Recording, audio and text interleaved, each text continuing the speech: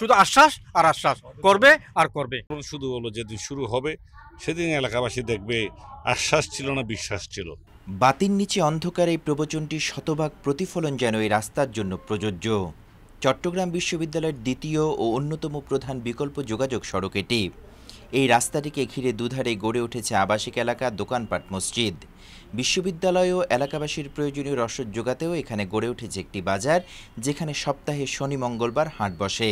জনবহুল ও প্রয়োজনীয়তার বিবেচনায় রাস্তাটি অত্যন্ত গুরুত্বপূর্ণ হলেও বাস্তব চিত্র বলছে ভিন্ন কথা। প্রথম দেখাতেই পিচঢালা নাকি গ্রামীণ কোনো মেঠোপথ তা যেমন অনুমান করা যাবে না, তেমনি এত গুরুত্বপূর্ণ একটি সড়কের এমন বেহাল অবস্থার কোনো কারণ খুঁজতে যাওয়া হবে বোকামি। তবে জনদুর্ভোগের কথাগুলো পেটের ক্ষুধার মতোই, সইতে পারি না কহিব কাহারে মতো অবস্থা। যারা বাজার করতে আসে এরা এই যদি বৃষ্টি পড়ে এই রাস্তাটা একদম আপনার নালায় পরিণত হয়, হাঁটু সমান পানি হয়। পাবলিকে গেছে নামার সম্বন্ধে নালা দিলে টাকা নাই।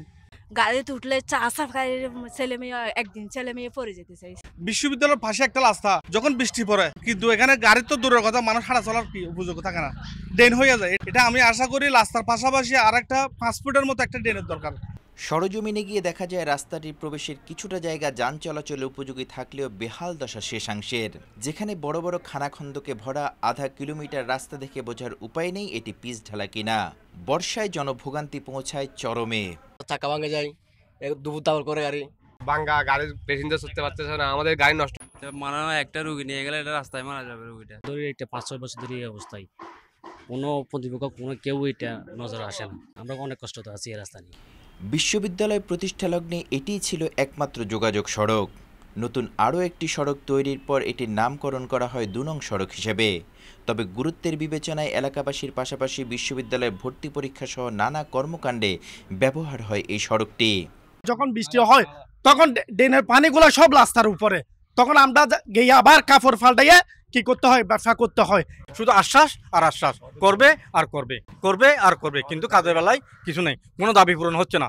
এখন তো হইতেছে না, হইতে হইতে দেখতে দেখতে আমরা মরে যাবো। সড়কটির বেহাল দশার কারণে প্রায়শই বিকল হয় যান চলাচল।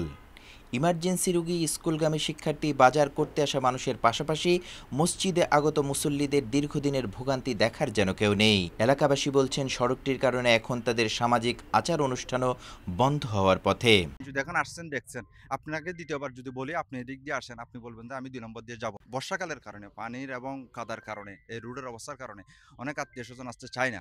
এটাতে বাস্তবতাই আমাদের সকল সামাজিকতা কাজকর্ম এই রাস্তার কারণে বন্ধ হয়ে আছে। এখানে কোনো নেতা নাই, এখানে কোনো নাই, এমপি নাই। যদি এমপি আর থাকতো, নেতা থাকতো, রাস্তার এই অবস্থা হতো না। সড়কটি চট্টগ্রাম সংসদীয় আসন 5 ব্যারিস্টার আনিসুল ইসলাম মাহমুদের আওতাধীন। দ্বাদশ জাতীয় সংসদ নির্বাচনের প্রচারণায়ও উঠে আসে এই সড়কটির কথা। জনদুর্ভোগ কমাতে 11 নং ফতেপুর ইউনিয়নের চেয়ারম্যান ইট সুরকি দিয়ে মেরামতের চেষ্টা করলেও এটি স্থায়ী সমাধান নয়। জানালেন রাস্তাটি অতি দ্রুত পুনর্নির্মাণের কাজ হাতে নিতে এরই মধ্যে সর্বমহলে যোগাযোগ অব্যাহত রেখেছেন তিনি। আমরা এটা নিয়ে উপজেলা চেয়ারম্যান মাননীয় আমাদের সাংসদ ওনার সাথে আলাপ হয়েছে, এলজিডির ইঞ্জিনিয়ার সাথে আলাপ হয়েছে, ওদের সাথে কথা বলছি। ওরাও বলছে যে এটা বরাদ্দের উপরে নির্ভর করে, তবে যত দূর পারি তাড়াতাড়ি আমরা এটা প্রজেক্ট পাঠাই দিব, ওইটা করে নিব। রাস্তাটি এলজিআরডি প্রকল্পের আওতাধীন। পদাধিকার বলে উপজেলা চেয়ারম্যান প্রকল্প অনুমোদন কমিটির সভাপতি আশ্বাস দিলেন আগামী 6 মাসের ভেতর অগ্রাধিকার ভিত্তিতে প্রকল্পটি অনুমোদন করিয়ে কাজ শুরুর। তো এই রাস্তাটা অত্যন্ত গুরুত্বপূর্ণ। এটার ইতিমধ্যে আমরা নাম ডিপিপি করার জন্য দিয়েছি।